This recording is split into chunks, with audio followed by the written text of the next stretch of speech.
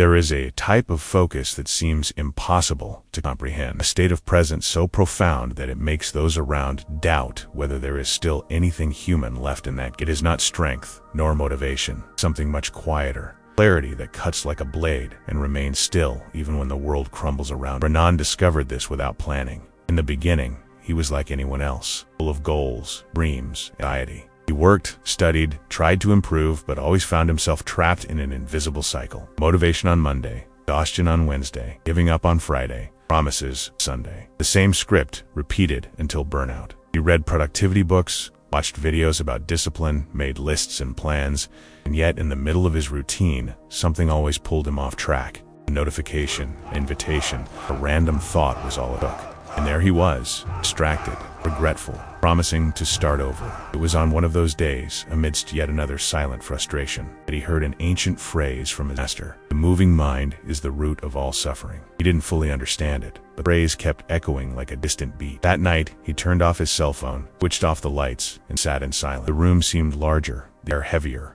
For the first time, he perceived the noise inside his own head, voices, memories, worries, justifications. It was as if the chaos of the entire world was inside him. In that solitude, something became clear. The problem was never a lack of motivation, but an excess of noise. He didn't need more energy. He needed less distraction. The next day, he woke before his alarm. The house was still asleep. The sun hadn't risen. He sat on the cold floor and breathed. 10 minutes of silence. No goals, no expectation. Just watching the air go in and out. It was strange, uncomfortable, almost pointless. But for the first time in a long time, he felt that something within him was beginning to open. From that day on, he decided to try something new.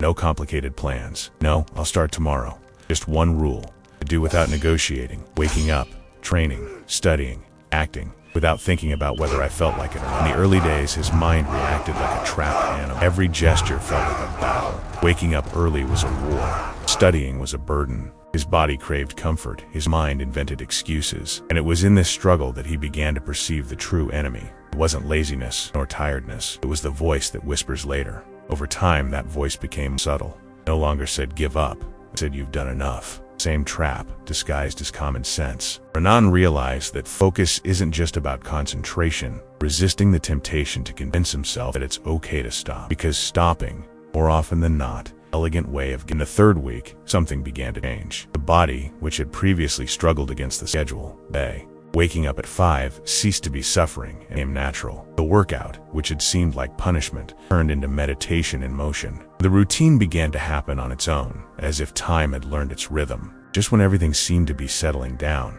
the first real test came. On a cold morning, he woke up exhausted. His body ached. His head felt heavy. For the first time in weeks, his voice returned. They won't make it. He sat up in bed, staring at the floor. The clock read 4:58 a.m., 2 minutes before the alarm clock rang. At that moment, he realized he was standing at the invisible crossroads that separates the ordinary from the worthless. It wasn't about sleeping or training. It was about deciding who he would be when no one was watching. She got up slowly, put on her clothes. Each movement seemed to weigh a ton, but there was something new in her gesture.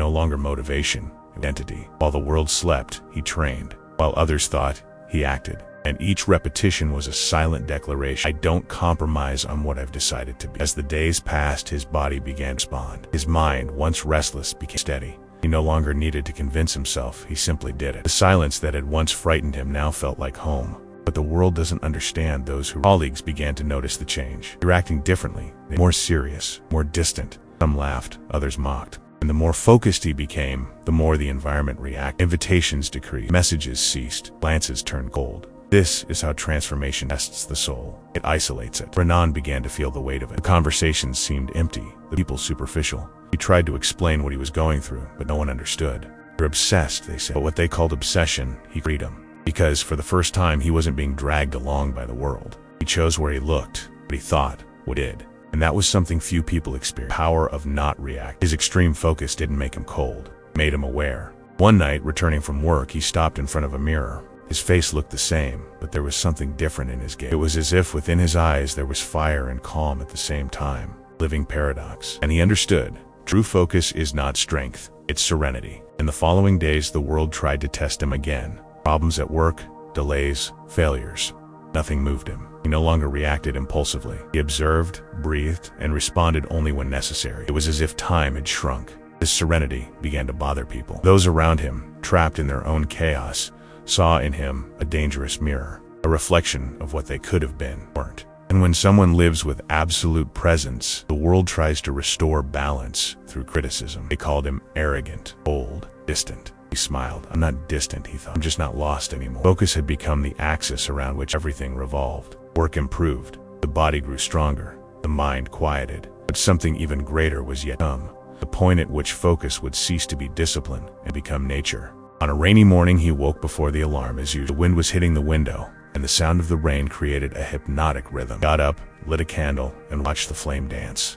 There, he noticed something strange. There was no effort involved. He didn't need to convince himself, nor fight. His body acted on its own. His mind observed. Time flowed. It was as if he had crossed an invisible portal, a place where discipline dies, presence is born. From that day on, everything changed. Tasks ceased to be obligations. They became expressions. Every action, walking, breathing, was done with complete awareness. The world seemed the same, but he saw it with different eyes. It was as if the universe, once chaotic, was now in sync with his. When he spoke, the words came out at the exact moment. When he worked, time seemed to stand still. When he rested, the rest was profound. But this transformation brought something unexpected. Estrangement. Total presence is like a bright light. It illuminates, also exposes, and what it reveals not everyone can see. People began to feel uncomfortable around. They couldn't say why.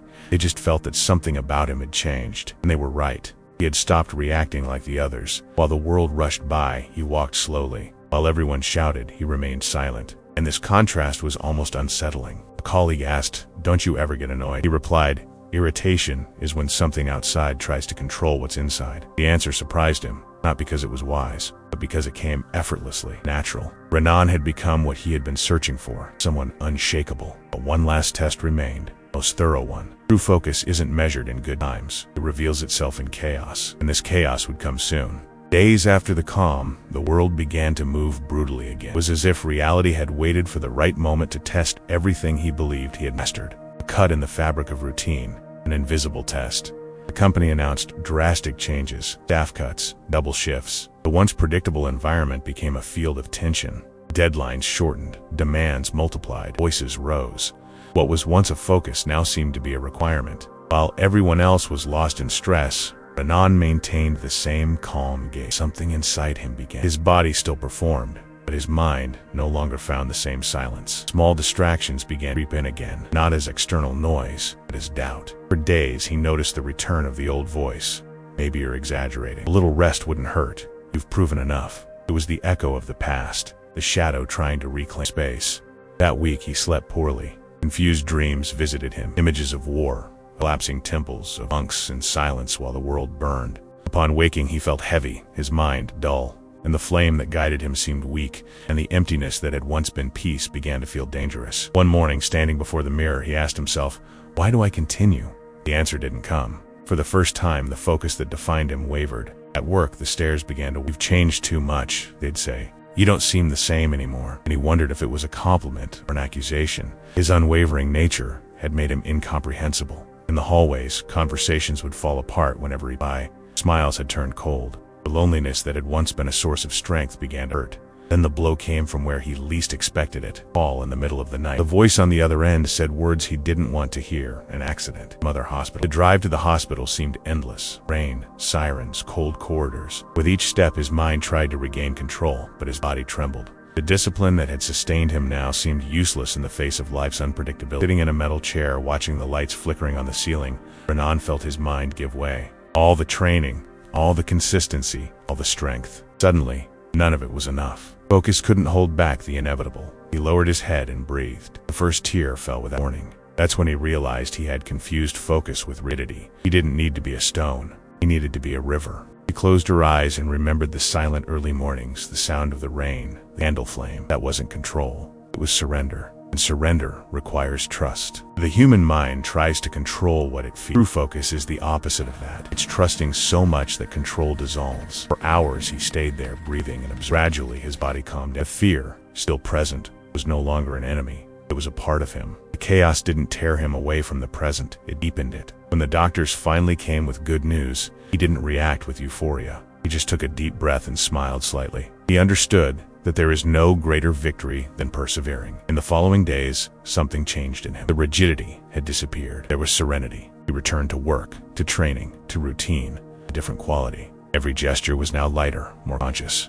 The focal point, which had once been a wall, was now a mirror. It reflected the world without resisting it. One day, a colleague asked, "How do you manage to stay calm, even when everything is falling apart?" He replied, "Because I don't try to stop it from falling." He didn't understand. He didn't expect her to understand either. Focus that transcends effort is invisible to the. From then on, his practice became silent. It was no longer about keeping to schedules or overcoming. It was about being fully present, whatever the circumstance. He began to notice details he had previously ignored: the sound of footsteps in the hallway, the rhythm of breathing between tasks, the space between thoughts, small gaps in awareness that opened up in the middle of the routine. These moments became portals. Instead of fighting the distraction, he observed it. The urge to pick up his phone arose. He simply saw the urge, and the urge dissolved. When boredom appeared, he let it exist. When tiredness set in, he breathed it into himself. Resistance had turned into acceptance, and acceptance in power. One morning, sitting in his office, he looked out the window. The sun was rising between the buildings, gilding the glass and antennas. For a moment,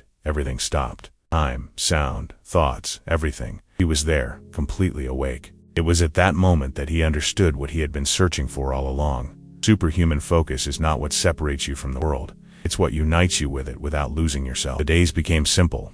He no longer needed to prove anything. He did what needed to be done. No more, no less.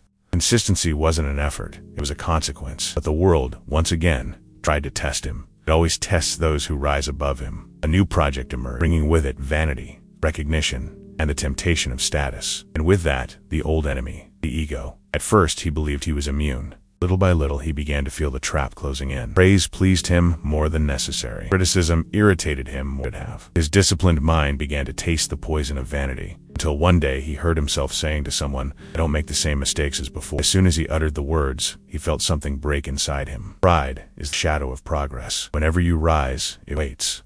That night, he returned to silence. He knelt on the floor and took a deep breath. He remembered the beginning of the journey, the lost young man, the voice that said later, the daily struggle. He remembered the mirror, the fire, the hospital, the fear. All of that had shaped who he was. But now I understood. There is no endpoint. Focus is an eternal movement. He closed his eyes and silently asked to unlearn what he knew, return to the humility of a learner. And in that instant, something opened up. Not a vision, nor an answer. Just a feeling. Peace. When he stood up, he felt lighter. Discipline had lost its harshness. Focus had lost. Silence had become a friend again. In the following days, he began to teach without teaching. Not with words, but with presence. People around him began to change simply by observing him. He spoke more slowly. They listened more. The energy of someone who is whole is contagious. Renan no longer needed to explain what he was doing. Life itself took care of showing him. One afternoon, as he was leaving work, he ran into an anxious young man, same kind of person he once was. The boy asked, "How do you manage to be so calm, so focused?" Renan smiled and replied, "I don't try to be anymore." The boy frowned, confused. Renan simply touched his shoulder and said, "When you stop trying, what's real comes out." The boy remained silent, and in that silence perhaps the first step was taken. That night, Renan walked to the top of a hill.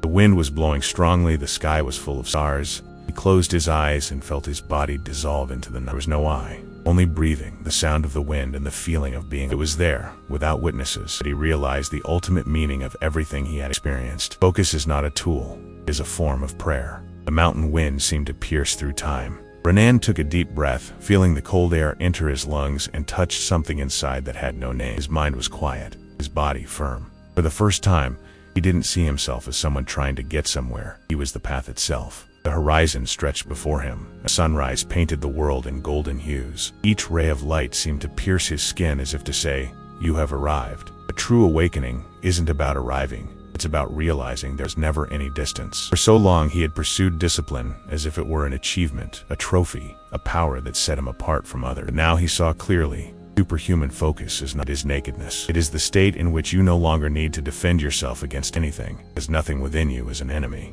He sat on the stone, closed his eyes, and let his breath flow. There was no technique, no control, just the natural rhythm of the universe moving through him. In that instant, the boundary between what was him and what was life disappeared. The sound of the wind, the distant song of birds, the beating of the heart, all were part of the same symphony. And in the midst of this silent vastness, a certainty sprouted. The disciplined mind is merely the bridge. Destiny is awakened consciousness. In the days that followed, He walked through the world as one who carried a secret that could not be taught.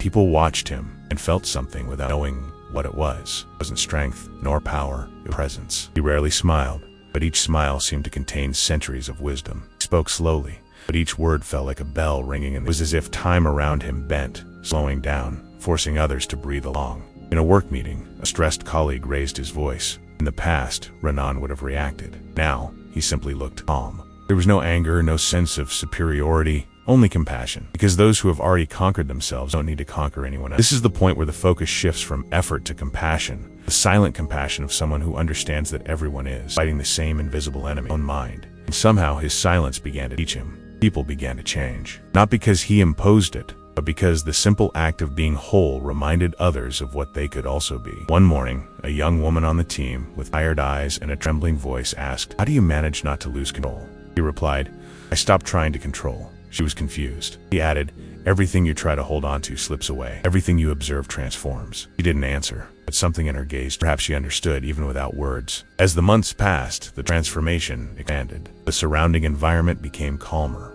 People laughed less loudly, spoke with more intention. The focus had become contagious. Yet, deep down, Renan knew practice never ends. The ego, like a shadow, always returns when the sun moves. That's why every morning before the world awoke, he sat in silence, not to stay strong, but to remember who he was. There were days of doubt, of weariness, pain. But even on those days, he persevered. Because true focus is not the absence of failure, it's the constant return to presence. Presence is the seed of the indestructible. One night, walking down the deserted street, he saw his reflection in the window of a closed shop. His face was different, calmer, older, more real. And for a moment, he had the feeling of looking at someone he had known for a long time, someone who had hoped to be recognized. A self that sought control, that feared making mistakes, that lived divided between doing and being. That self had disappeared. In its place, there was only awareness. He realized something no book had taught him. The focus the world admires is not the focus that liberates him. The world celebrates those who achieve more. Consciousness celebrates those who finally learn to be. The next morning, he woke before the alarm, and the house was silent. He walked to the window, and the sun was beginning to rise. He sat up, closed his eyes, and felt the warmth on his skin. At that moment, he realized that focus is a form of love, the love of being fully present with what exists. The focus is on loving the present moment without wishing for it to be different. And this love is what separates ordinary humans from those who awaken. Because when you love the moment, time loses its power to enslave you. That's when he understood. The true superhuman focus is not an achievement, a return to the human essence. People began to notice something different about him. No longer fear, but admiration. Someone commented, "It seems like you live in another world." He replied, "I just live in the same world, but I'm awake." The words hung in the air, echoing. He left work, walked through the brightly lit streets at dusk, and felt the world breathe along with him. Every face that passed, every shadow, every part of a great invisible movement. The focus, he simply another name for staying alive. Over time, Renan ceased to be a story about discipline and presence, and those who saw him knew it. There was no way to explain it, but everyone felt it. Silence spoke volumes, and if you pay attention, you might realize that the same silence lives within you. When you stop negotiating with fear, when the noise of doubt ceases, when you decide to remain even when everything wants to pull you away from the present moment, that's when transformation begins. It's not easy. It demands death, the death of the unstable self, the self that craves recognition, the self that lives seeking approval. But when that death happens, something new is born. The unbreakable being. And the unbreakable isn't the one that withstands everything. It's the one that no longer needs to withstand anything. When the world calls you obsessed, remember, obsession is the name that the distracted give to those who have found purpose. When they say you're distant, remember, distance is the price paid by those who walk inward. And when someone looks into your eyes and says you seem inhuman, smile. Because perhaps, at that moment, you have finally become what you were always meant to be. Someone awake, whole, and free. Superhuman focus is not about strength, but about presence. And presence is the rarest power of art. If you've made it this far, perhaps something within you is ready to silence the chaos, ready to look at yourself without fear, ready to choose presence over distraction. So, do as Renan did. Before going to sleep tonight, turn everything off. Sit in silence, breathe, observe what appeared, and realize that you never lost focus, just forgot that it was there, waiting for the right moment to be ready. And when the world tests you again, when fear and doubt return, don't fight them. Stay. Staying is the deepest form of courage. And if you decide to stay, One day you will wake up and realize that what drove you is no longer strength, serenity, and that the world, when it looks at you, will see something it doesn't understand, but recognize it. They'll say there's something different about you, and you will know. You will realize that it's no longer about focus, discipline, or success. It's about something much bigger. It's about being awake in a sleeping world. If this video resonated with you, write in the comments, "I choose to stay," not through promises, but presence. Subscribe and turn on notifications, not for me, but for you. Because every conscious gesture is a silent affirmation that you are still awake. The world needs awakened people, and perhaps right now, you are one of them.